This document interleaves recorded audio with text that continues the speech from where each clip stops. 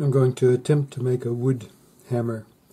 I do a lot of anti-clastic raising, and I've found that the nylon hammers just wear down really quickly, and when I first started I had a wooden tapered hammer that worked really well. Now this is just a piece of wooden curtain rod that's 31 mil diameter. Yeah, so it's metric. So it's probably 30 diameter, and it's about 270 long. It's just a chunk that I cut off a curtain rod.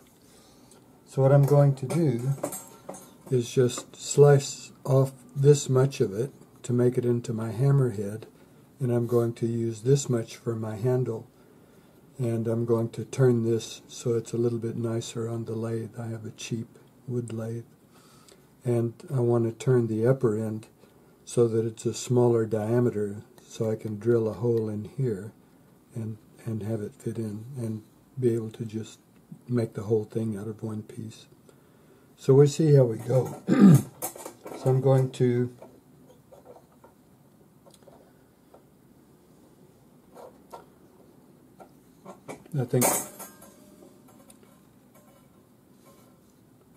looks like about 75 mil for the head.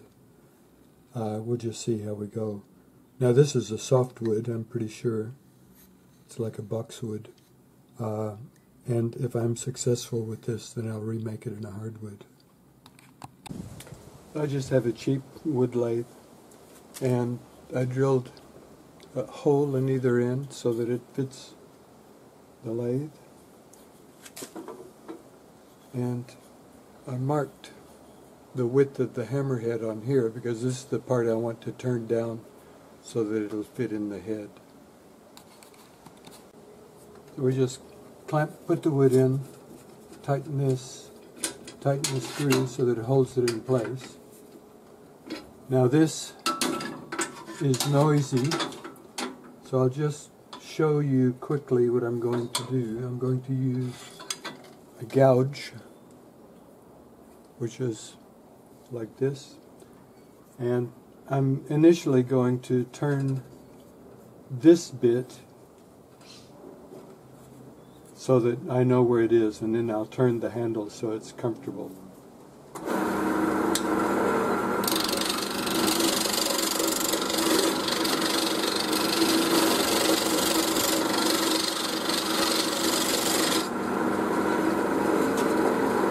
So that's my beginning, and now I'll just roughly gouge out my shape. I want the handle to be kind of round down here.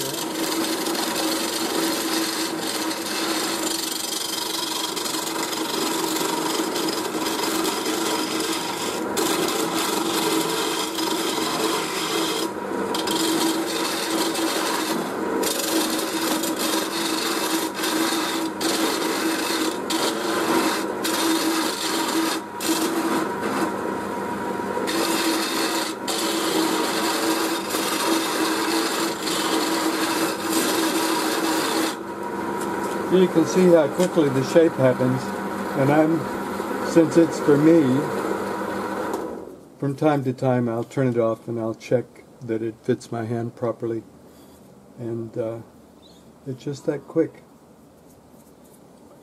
So turn it to what you want, and then we get the sandpaper out, and I buy it in bulk, and you just tear off the strip, spin this up, hold the sandpaper against it, and it'll finish it nice and smooth.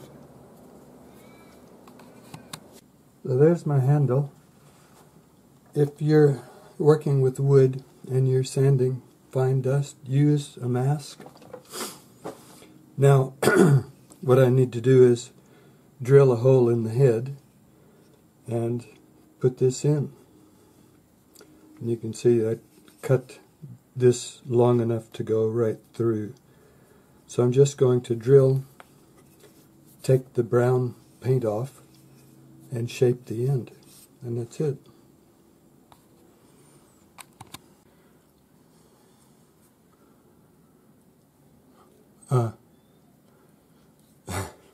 So I've sawed that off after I drilled the hole, so that when I put this on and glue it, it'll have more area around here to support it, so it won't break as easily.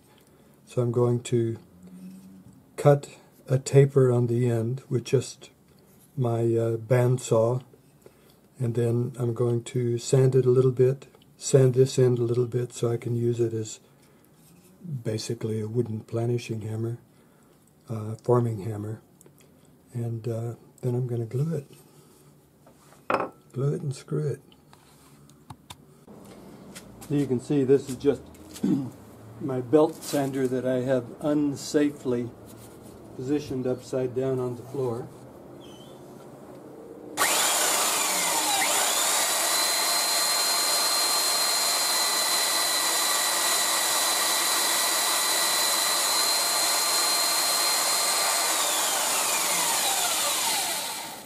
So I'm just using that to roughly shape my hammerhead. Now, as you can see, I'm a jeweler, not a carpenter. So there, anchor that. I would suggest you put it in a vise to hold it so that you can have both hands on the wood and not have it so dangerous. So I told you I wasn't a carpenter.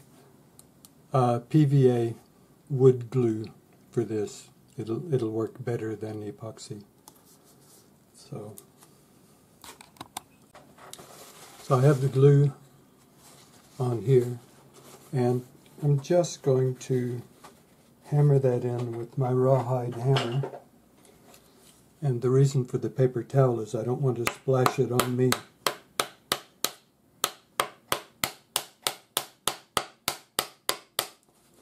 Nice snug fit.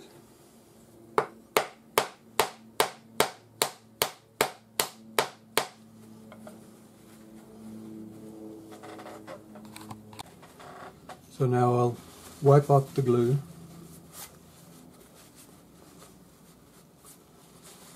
Top and bottom. And I'll cut this little stub off, and then I'll run a screw in to expand it so that it won't come off.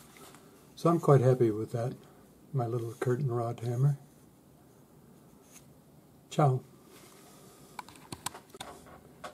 Well, I'm quite happy with the way my little Bub the Builder hammer turned out.